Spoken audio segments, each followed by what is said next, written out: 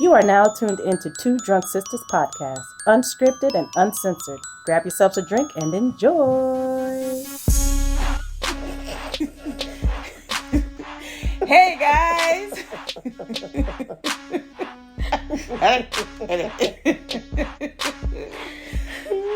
Welcome to Two Drunk Sistas podcast. I'm D. I'm W. Thanks for tuning in for another episode. Yay! Yay! Yay! I'm already late. So yay!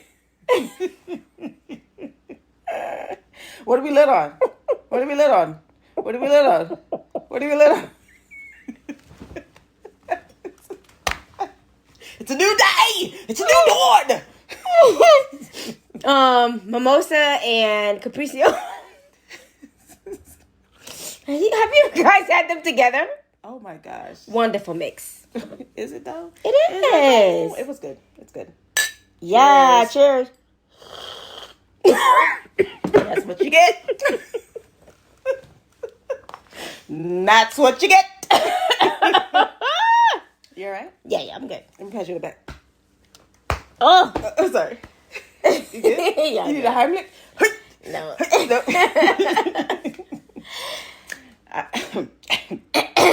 You passed it on to me. Woo. All right, guys. Woo, guys. Thanks for tuning in for this episode. We's about to talk about the Vigil. These. Beelzebub. Somebody said it was like Jane Doe, autopsy of Jane Doe. Yes, a lot of people were saying this movie is almost like the 999. It says it's like the autopsy of Jane Doe, but it's not. Mm-mm. I can see how they were saying that the comparison. Yeah. Because of what he was doing with the dead body, you know, he was watching over the body. But come on, guys, really? Sonata. All right, so the movie that we're about to dive into is The Vigil. It's a young man who agrees to fulfill ritualistic duties of a shoima and sit in vigil over a dead body, but realizes something is very wrong. Very wrong with the shoima. Sorry, guys. Very wrong when he arrives at the dilapidated house. So this movie came out in 2019 and is directed by Keith Thomas, and we found out that he directed the Firestarter. That's what it's called, Firestarter? I think so. Yeah, the new one, not the 80s version. Yeah, not Drew Barrymore's version.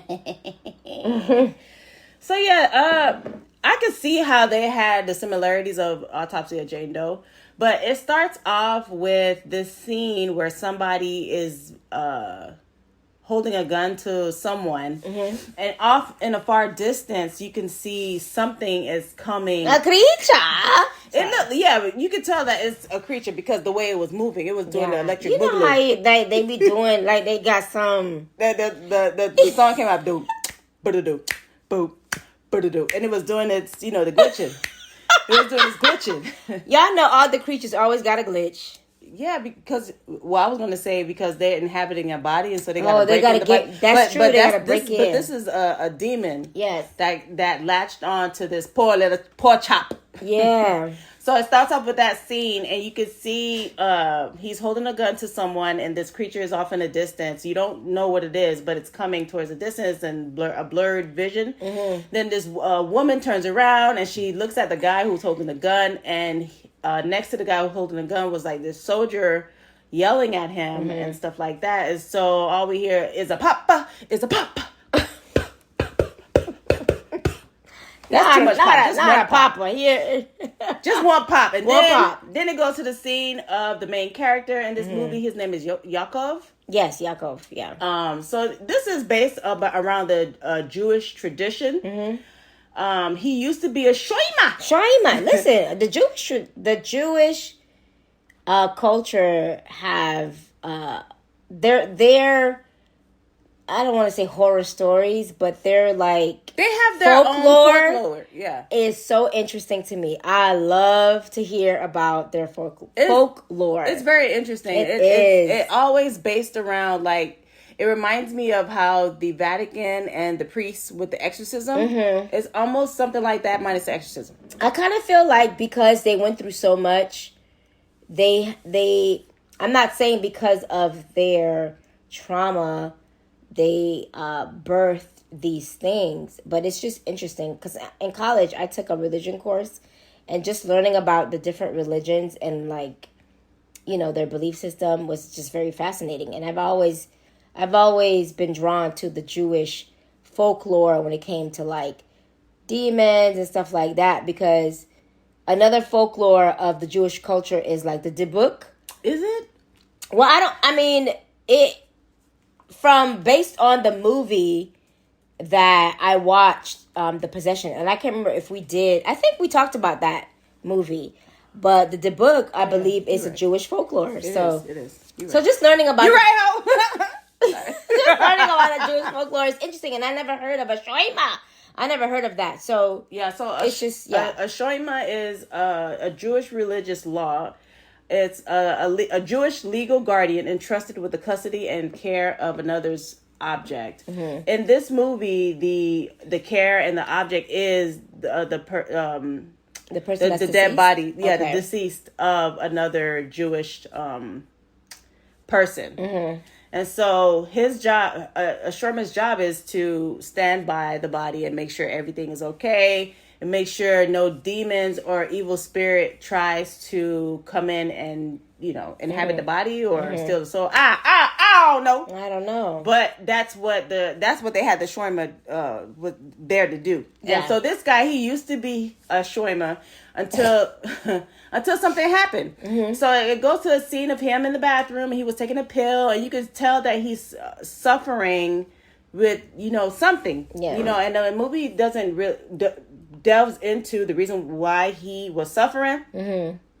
But you can tell, like, he's like in this AA meeting type of thing, and, you know, he discusses like his way of reacclimating into regular society, because you know, with him being a shoima, he what's the, you know, the Jewish Hasidic Jews who have the little curly hair with the white hat. Well, I said white hat. With the hat, with the curly hair on the side. That's what he used to be. And then we find out that he no longer wants to be that. He wants to be, you know, acclimated back in regular society. He could be a Jew, but he doesn't want to be the shoima anymore. Yeah.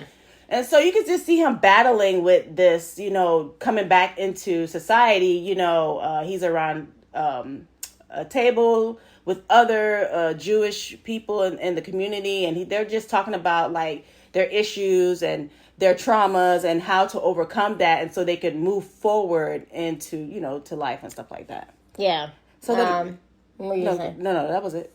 Oh yeah. So like Dee was saying, he is trying to reacclimate himself outside of the Jewish culture in a sense of, I guess, the type of relationship that he has.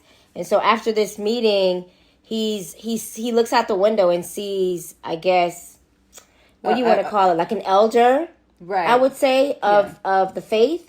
And basically he goes outside and meets the elder, and his support person is like, let's call him a sponsor, because I think that's what they are. A sponsor, like, hey, if you know, let me know if you need any help. And so basically the elder is asking Yaakov, you know, we need a shoima, because the last shoima, it left. Yeah, and that so we had. Mm-hmm. We just need you for 5 hours, and we know you need money, and so we're willing to pay $200. So he's kind of negotiating, like, look, not $200, you're gonna give me $500, and you need me, I need you, type of thing. I didn't come to you, came to me. And so basically he's like, the elder's like, well, $400, we're not gonna go anymore. And so he agrees to be the shomer for that night. And so basically the elder tells him, like, okay, we'll come back at dawn. That's it. You just have to watch the body till dawn. And so, and then I said, that by dawn. And so when as they're walking over to the house that he's going to be the shoima,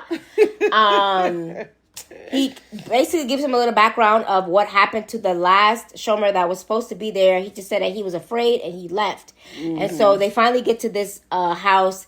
He sees the body that's being covered. The elder basically tells him the wife has, I guess, a bad case of Alzheimer's. Mm-hmm.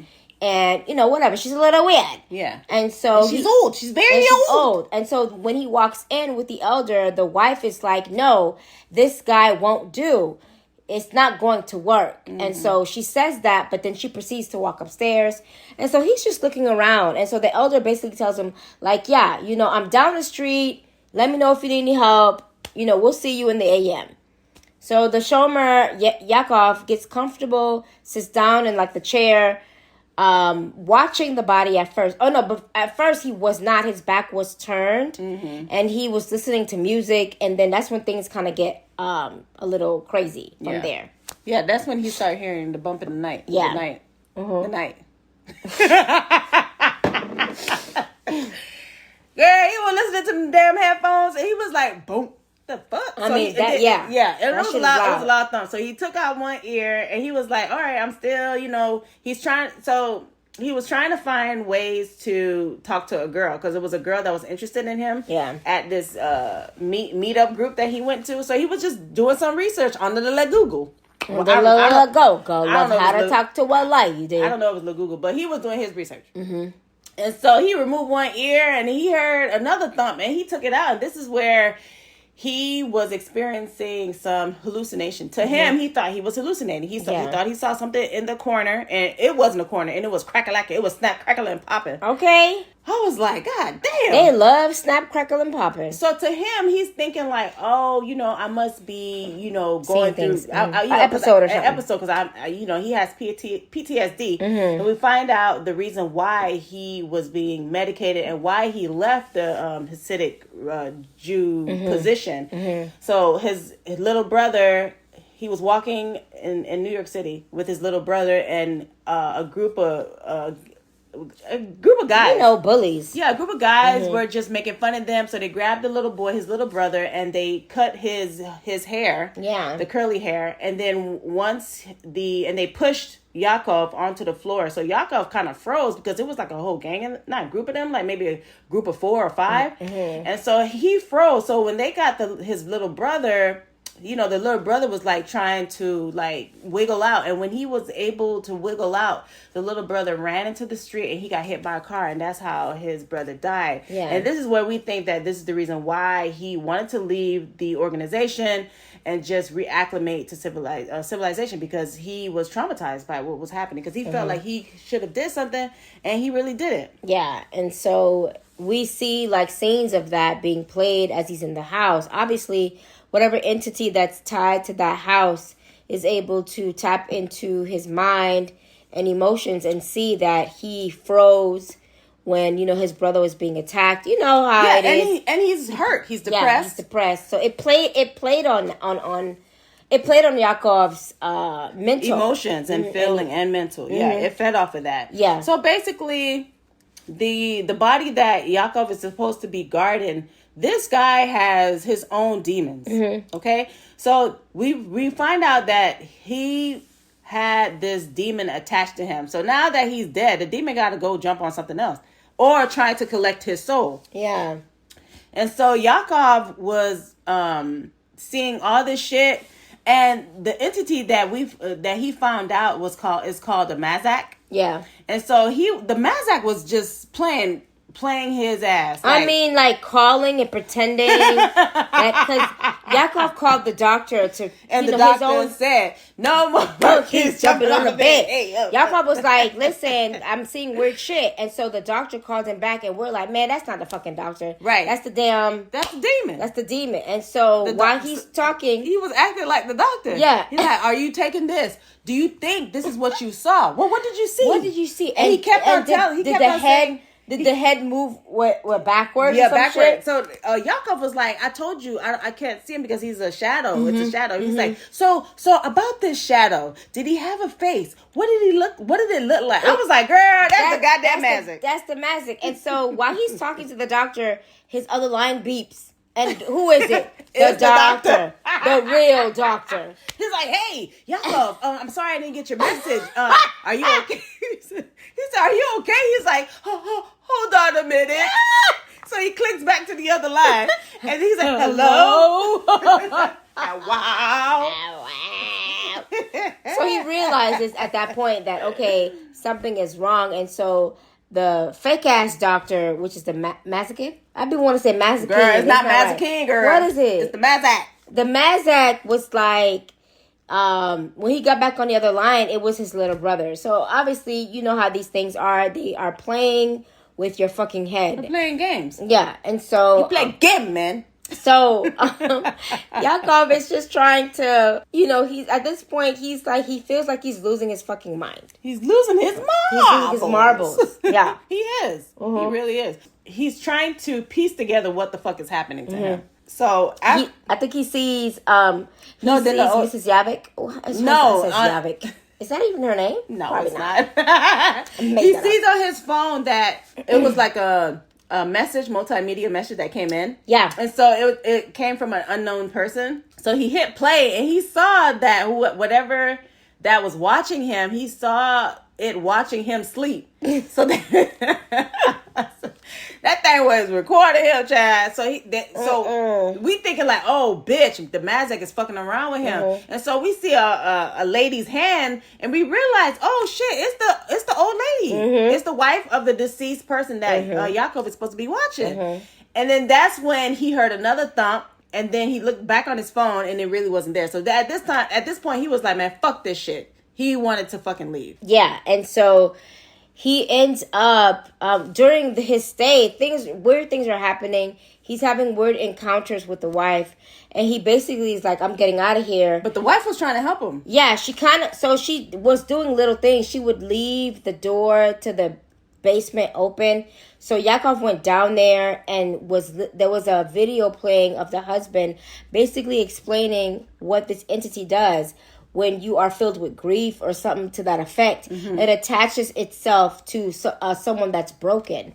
And so she's like, she was helping him, but not enough to be like, yeah, I'm the one that's kind of giving him, a guidance. But she tells him like, look, if you leave, it won't let you leave. You've been here too long. Right. You're going to be crawling back. And so basically, Yakov left the house and was telling the wife, like, come with me. And she's like, no. So he ends up leaving, and she said no on 15. No on 15. What? No on 15.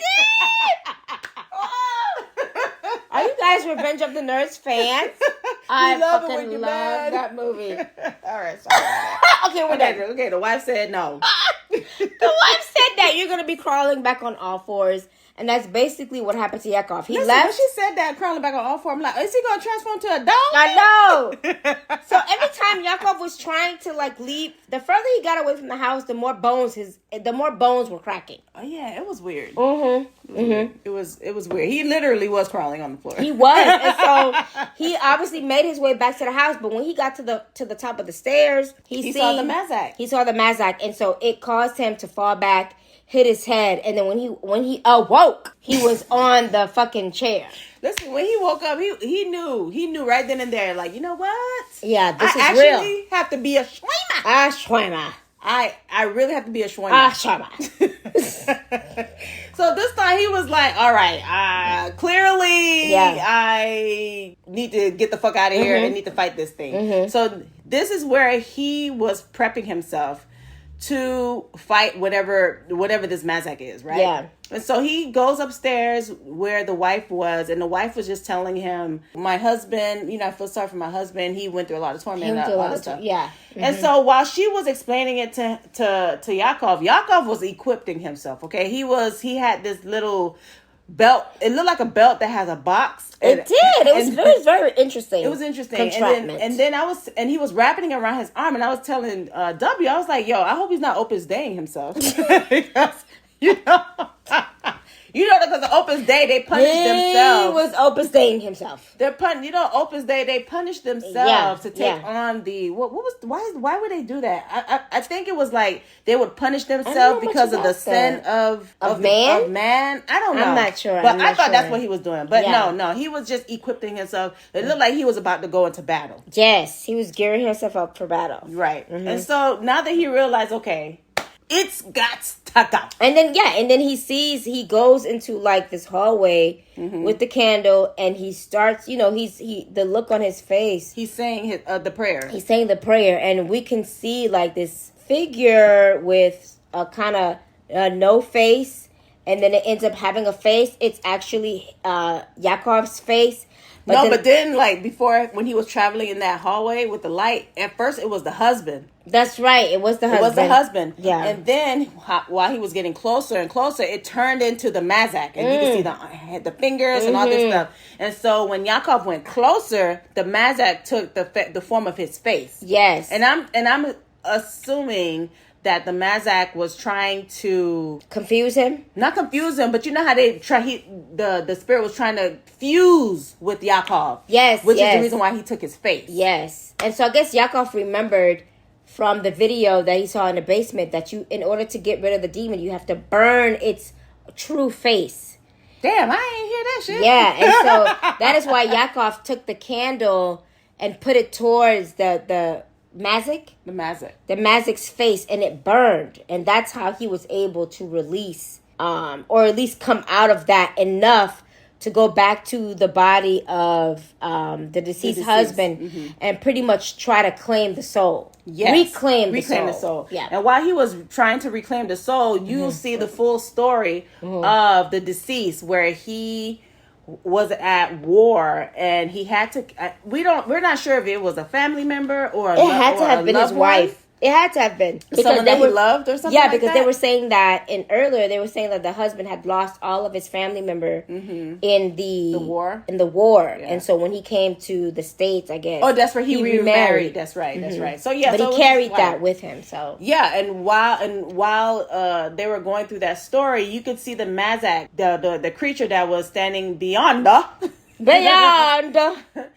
that was coming closer, inching closer to the person that was holding the gun. So now we realize the person who was holding the gun is the deceased person that Yakov is watching over. Yeah. And as the story unfolds with the soldier screaming at the deceased to pull the trigger to kill his wife. And so he ended up pulling the trigger. Of course, grief. He's the guy, the trigger man is grief stricken. The deceased is grief stricken. And so this is where the Mazak came and took control over his. This is where it got its attachment, and that's when Yakov basically coming from lighting the Mazak on fire. He goes back to the body and he's like, release him. Yeah, and he was saying the prayer to kind of, and then we see that the entity is releasing himself. His hands are being moved from the deceased like chest, because we can see like the entity trying to come over. The entity hands is like tentacles. Yeah, it's kind of weird looking. And so he doesn't, he pulls, I guess you can see the gun being lowered, and Yakov is praying, and then you can see the convulsion of the deceased body because it's being released from the deceased. Right. And so, so Yakov, Yakov is the shit. Yeah, he did the damn thing. He did that. He did the damn thing. So he was able to remove the spirit, the evil spirit from the deceased. Next thing you know, you see the sun is up and the wife comes down. And she realizes that there's no longer a hold, and she goes out for a fucking walk because she leaves the house. She couldn't before. She couldn't before because she was saying that the Mazak plays with you like a cat and a cat playing with a mouse. Yes. Damn, I was like, God damn. Yeah. So she was able to take that walk, and he was able to gather himself like, okay, I'm the shit. Okay, what the fuck? You want to go for some coffee? So of course the guy, the elder was outside and came in and asked them like, hey, did you have a good night? Did anything happen? And of course Yakov was like, psh, no sweat, man. I'm all good. I'm good. Yes. And so the elder was like, listen, Are you sure? Do you want to go for some prayers? Right. So the elder is trying to recruit him because he understood how professional and how great he was, in what he does. And so Yaakov was like, listen, man, I know I told you, no, but not today. I don't want to do that. And so the girl that was trying to holler at him, she, text him is like, yo, what's up? What you doing, Big G? He like coffee? You want some coffee? With the foam on top. Okay, so cold brew. He said you want some coffee. Yes. And she was, and we don't know what she said, but while Yakov was leaving, he felt like a tear. He did. Like a pull. So me and W was like, oh bitch. The goddamn thing, it ain't over. Oh my God. But Yakov continued to walk, and he was able to walk with no cramps. So that's when we knew that the Mazak no longer has control over Yakov. But when Yakov walks out of the frame, you can see the entity, but it's like a blurry scene. Yeah. But you see the entity coming out of the house and then walking on the street. Basically trying to find another broken soul. Right. And that's the end, y'all. Get therapy, y'all. Get therapy. It's a Mazak is waiting to wreak Mazaka on.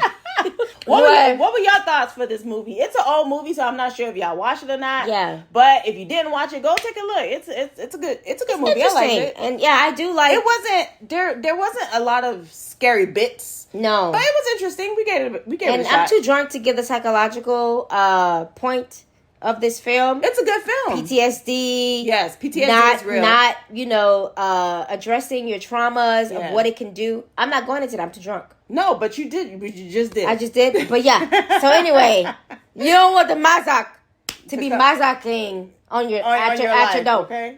All right. Listen, guys, if y'all have a movie that you want us to review, fantasy, sci-fi, horror shows, let us know. Hit us up on our email at 2drunksisters@gmail.com. The number 2 drunk DRUNK sisters SISTAS@gmail.com, and hit us up on all social media platforms at 2drunksisters.